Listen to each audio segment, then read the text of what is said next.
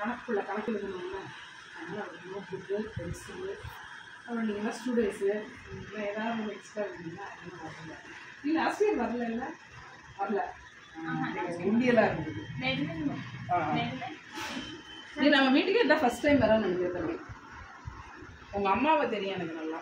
அம்மா அக்கா அம்மாம்மா மேலே இருக்காம்மா, மாடியில் இருக்கா. இவாலாம் மாடி 3rd ஃப்ளோரில் இருக்கா. இவங்க ஒரு சிஸ்டர் உண்டு, நல்லா பேசுவா. சிஸ்டர் அவள் அம்மா எல்லாம் நல்லா பேசுவா.